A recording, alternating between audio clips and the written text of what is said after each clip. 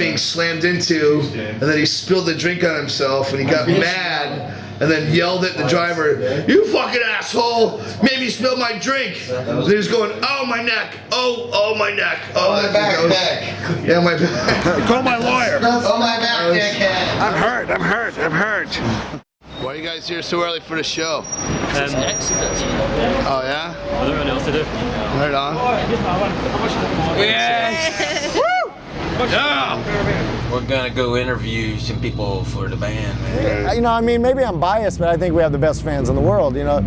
And I certainly think we have the most violent, but you know, it's a sense of community, and they fuck shit up, and they get fucked up, but they, you know, it's not done out of any like mean-spiritedness, you know. Fucking badass, man. The fact that they've been at it this long and they're still just as fucking heavy and shit, that's fucking great, man. They've run the gambit of people, you know, in the country. We have, you know, some really smart, I would even say geeky, nerdy fans.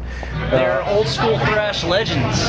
Why do you think they're legend? Define legend for me, please. Because they helped pioneer the genre of thrash metal. All the way to some of the dumbest fuckers you've ever met in your life. That's our bread and butter.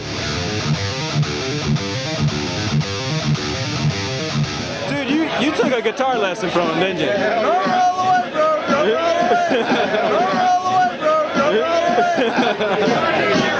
Thank you. Bailoff used to call them the 2 IQers, and anytime one of our songs started getting a little too brainy or complicated, he'd say, "You got to keep the 2 IQers happy." Exodus is Exodus is the best fucking thrash band I've ever seen. They're pretty much the Godfather. And you know, they've stuck by this band through thick and thin. And now we have a whole new legion of like young kids who weren't even born when we were making Bonded by Blood, and it's pretty awesome. I'm pretty thrilled. You know, it's a good feeling. What's up, Exodus? You broke your collarbone? When did you break your collarbone? Stage time. And you broke your collarbone during the Exodus set? Yeah, you can see it sticking out of here. Some of the other guys. Oh, that is gnarly. Sorry they didn't catch you, bro. Yeah. They're supposed to. Too bad. It would be a nice memory. Who are you here to see? Exodus. How long have you been a fan of Exodus? Since the 80s. Right on.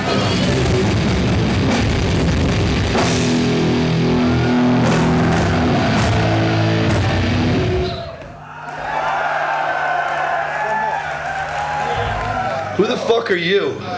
Come on, start up the beginning. You met Rick at a rave, is that correct? I knew Rick, like, you know, way back when, rave, ecstasy, big old bags of E where you stick your hand there. Any of you fine-ass chicks out there watching this, come get it.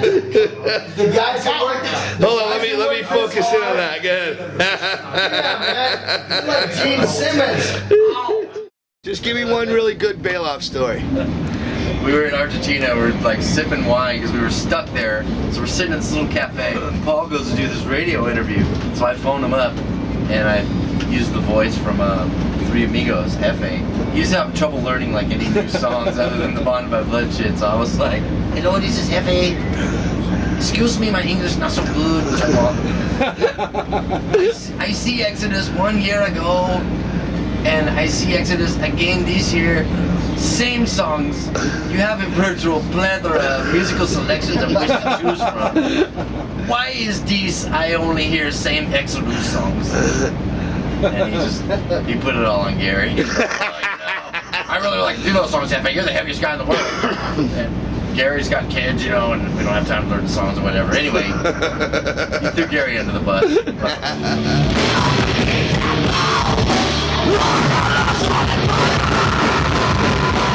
Tell me about Rick.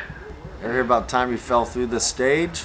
We played first show, European tour in 1989, maybe 87, in Manchester, England. They built the stage up another like 4 feet higher because the first stage was low, big place, packed.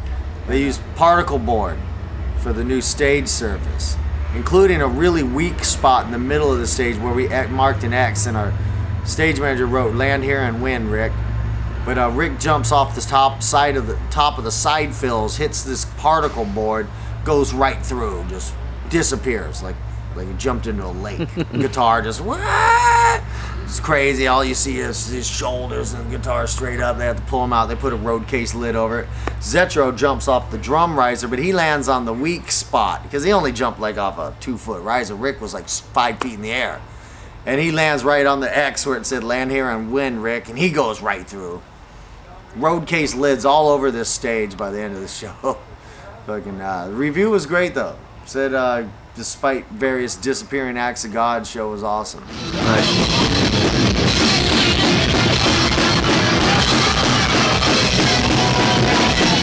What's your favorite Bailoff story, Gary? When he rejoined the band in '97 and sold his little camper trailer to 2 different people and fled town. They both showed up Sold the simultaneously. same trailer twice. Yeah, they both showed up at the same time to tow off their little trailer, one of those little egg-shaped little Airstreams. Right. And what are you doing? It's my trailer. No, it's not. It's mine. I bought it from Paul. So did I. Where's Paul? Long gone. On his way to play metal.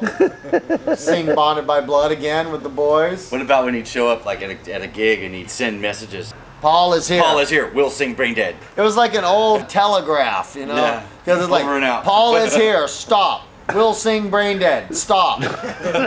And now for another non-metal moment. I just got the new Darth Maul Saboteur, the very first book. It takes 33 years before the first movie. Oh, that's rad. Yeah. How many motherfuckers bought Shovelhead Kill Machine? Really? How many of you douchebags downloaded that shit for free?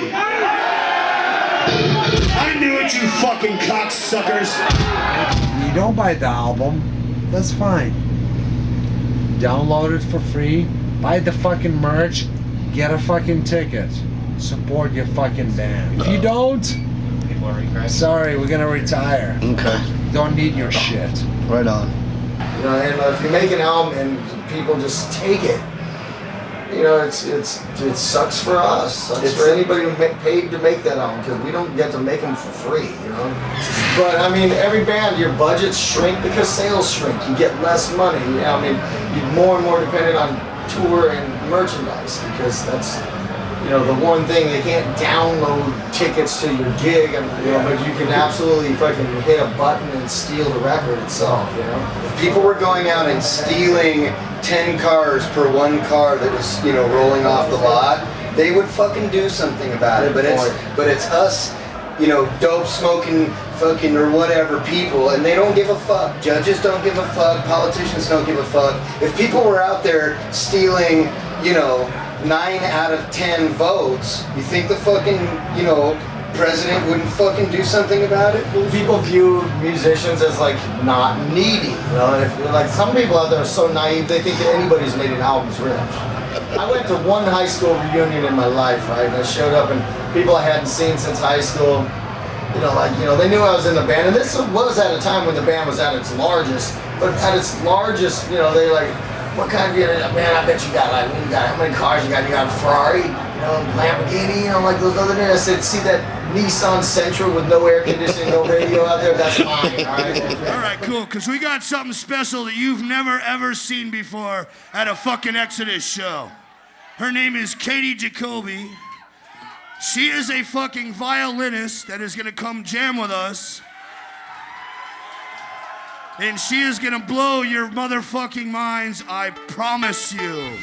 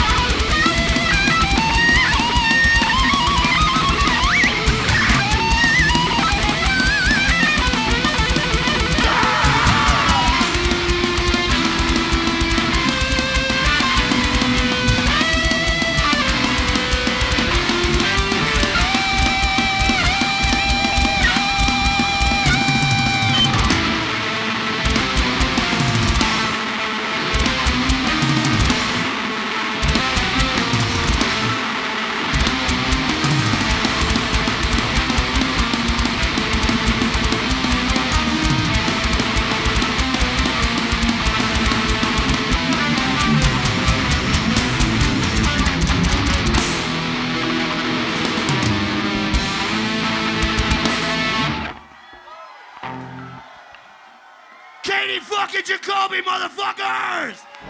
I've never met anybody like Gary Holt, man. Gary Holt's crazy. So, you know that the word athlete is not really a word athlete, it's athlete. But because you needed 3 syllables, you decided I'm Gary Holt, I'm throwing it anyway, I don't care. Well, for starters, I am Gary Holt. I can do whatever I want. That's right, motherfucker. He's very funny, I'll give him that. Gary cracks me up, man. He has these little idiosyncrasies that are like, I don't get it. You show me where it says it's not athlete. Like sometimes I'm like, what? Why is that important? Like I've had like knockdown fuck you arguments, man. Normally what happens is I don't drink or do drugs, and they drink, and when they get drunk, sometimes they perceive me out of context. Yeah. That means you think it's pronounced athlete. You're gonna go there again? I say it's athlete. You're the only one. Okay, whatever. I'm right. No, he's not. Every dude in the NBA says the same fucking way.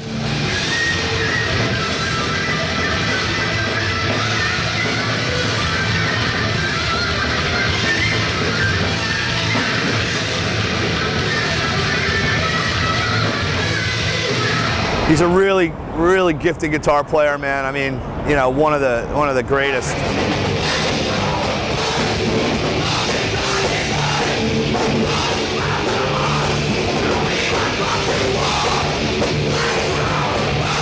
Just a talented fucking guy, you know what I mean? Mr. Holt? At the end of the day, it was Gary's call to say, yeah, man, I want that guy as my singer, and he's allowed me to be myself on stage. He never asked me to be anyone else. I have said stuff on stage where he's like, oh, please don't say that again, and I'm like, no, I'm gonna say that. And then after a while, he's like, oh, whatever, say whatever you want.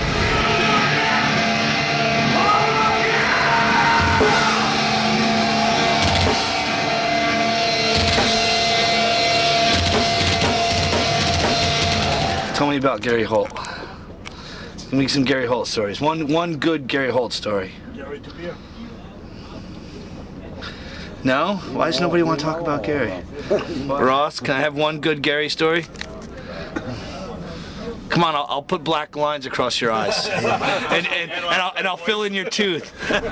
Can you guys talk about that story in South America with the guards with the guns and that whole? This drunk.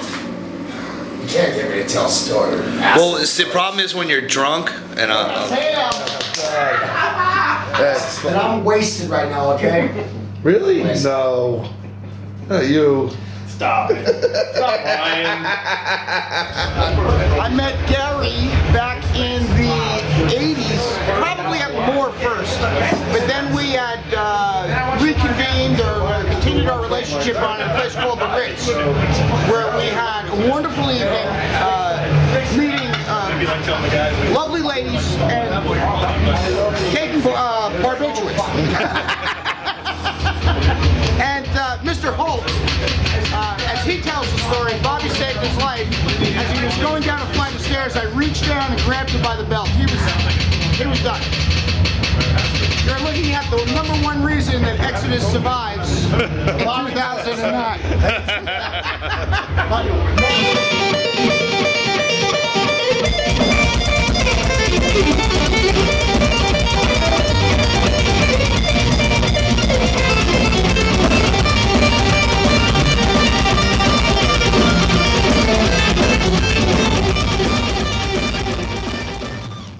Last tour I did, my dog died.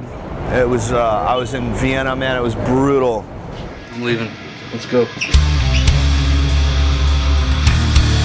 I mean, imagine just picking up your whole life and leaving for a couple months and then coming back and hoping that everything's the same.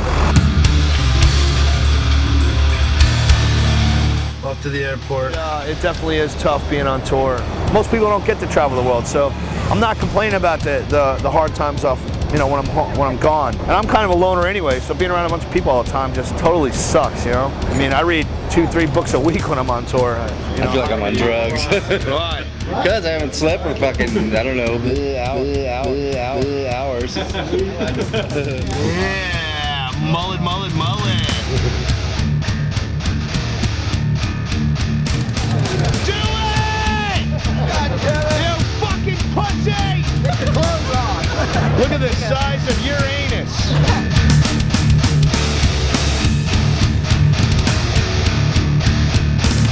the Rock Hard show was killer, and we're such good friends with all the people at Rock Hard. Apparently we ran over our set time a little bit. The Rock Hard show. I remember it was great, man. We had fun, man. We we were really we were on that day.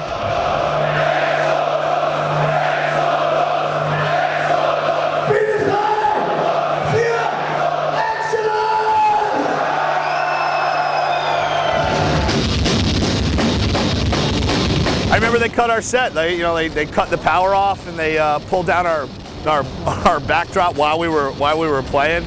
And the stage manager was about to get in an all-out fist fight with our drum tech Fozzy, but apparently we ran over our set time a little bit. I was mad just because it was funny to be mad, and everyone was like tiptoeing around me, and I was like, ah. So we played part of the song and had to quit mid-song, you know? No, it's our fuck up. We should have stopped when we told them. Yeah, it wasn't any big deal to me, you know. Rob was pretty pissed off. Fuck that guy. I will kick the shit out of that fucking asshole. I knew we were going over a little, you know. We probably shouldn't have, but we did. Fuck it. It's not like, we even like Immortal anyway. Fuck them. Rob. Rob, he's like a pit bull right now.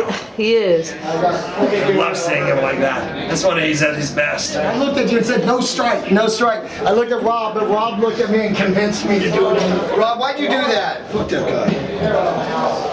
Fucking Apparently if there wasn't Kurt. It was a good show though. And now, it's time for another Exodus non-metal moment. Fuck that, step on it. No. Actually, I had to do that, dude. Hold on a second, don't do it. There we go, yeah. Look at his red belly. Look at Gary. Get off my sunglasses. Yeah, there's the satanic hero saving a little bug. Because I love animals. If it was a person, I'd step right on it. It's God's creature. Gary's all upset.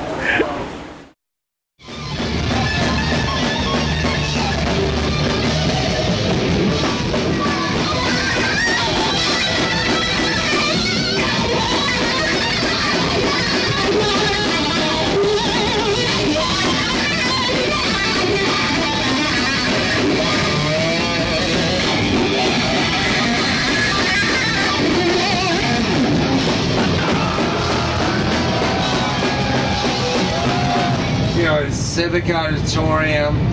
Maybe there was 6,000 people that loved Metallica. There was 2,000 people that loved Exodus. But those 2,000 people would smash those 6,000 people in pieces. Would it be like? It'd be like Lee against every grunge guy. Yeah, I would stop every grunge guy in pieces. And even James came out afterwards and said, this is the last time we'll ever play with Exodus. Last time ever. Stand away from the rock star. Drop your camera.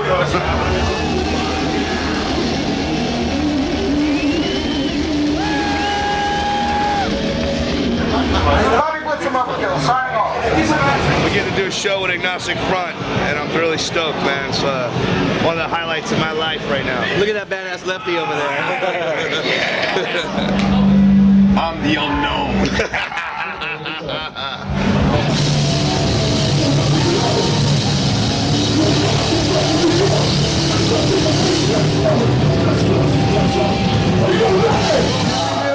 Man, that was fucking awesome, man. Hey. Awesome show, man. Awesome. Awesome. What I need you to do is I want you to kill everyone over there when I tell you to go. I saw Lamb of God do it. That's how I got the idea. You gotta kill everybody over there, just like in fucking Braveheart, motherfuckers. But when you're in a weird country and you don't know the language, most people don't know what hold and go mean. They just wait till the music starts and they fucking go. And it's always comical when they go when I don't want them to. Fucking wait, motherfuckers!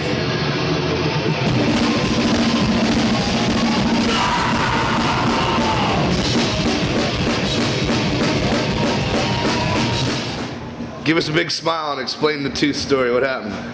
Bit down on a diabolical cookie in Winnipeg. Nice. Let me see it again. Oh, that's awesome.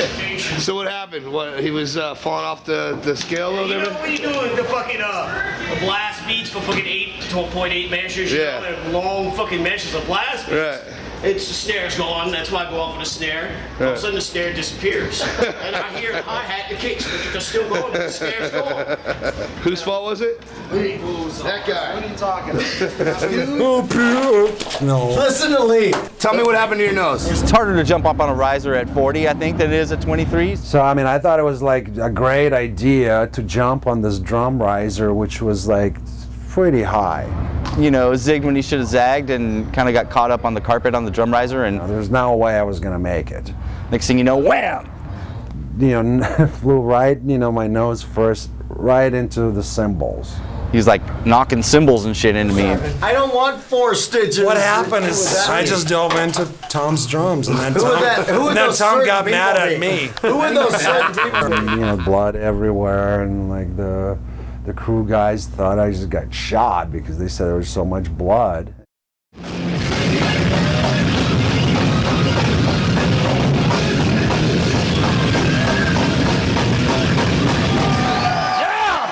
I go out of my way and I make it my mission to treat people the way I want to be treated on tour, you know? We let people use our gear when there's not enough space. We strike the drums when we have to, you know? No, Exodus, all you guys are a bunch of assholes, and if I don't see you ever again, it'll be too soon. Seeing the same faces for 6 weeks, you know, everybody needs to get along and have a good time. Fuck you. Same. And, you know, and we share our booze, which is important. Been on the road with these guys for like a month now, and I had a fucking blast. And I'll do it anytime again. You guys fucking rule. I love you. Thanks. Right on. Who are you? Who are you? Wrapping it up. Are we taking you there right now? Bruce Dickinson. I'm next time I play, I'm a girl. I always felt like my penis is not right. Yeah, my penis is not right either. Wellness Flakes by Knupsron. Coke knockoff. Wellness Flakes by Satan. There's a few times on this tour where I got real drunk. Couple, right? And I remember just talking to Tom, like, fanboy to the number 100% fanboy, like being that guy. Like, dude, the first time I'll tell him my first time I heard Exodus stories, and the fact that everyone is really cool when I do that. I do it all the time to Gary, Tom. They're cool guys, man. They're straight up, you know, pioneers who are also very humble and deal with the younger guys being, you know, fans and partying. And they're getting old, and sometimes those guys make the younger guys like us look bad because they can't drink as much. Let's do Exodus.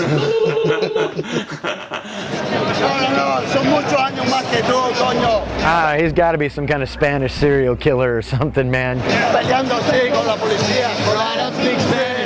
Man, he's crazy. Like he'd be there in the pit, and then all of a sudden he'd just look to God and go,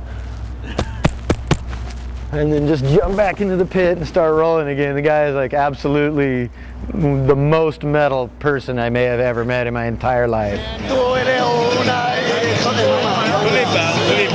But we have no idea who he is, so he won't talk. They ask him, well, you know, what's your name?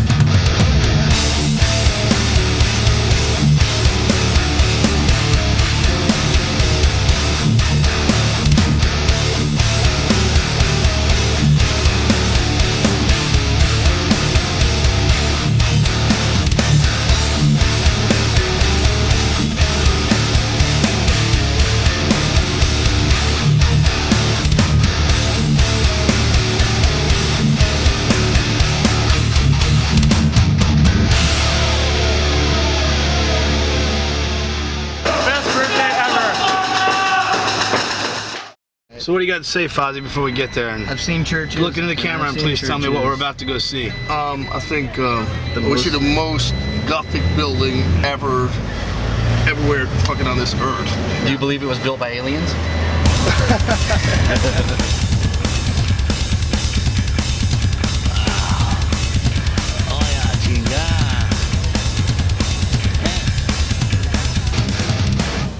It's a church that's being built in Barcelona right now.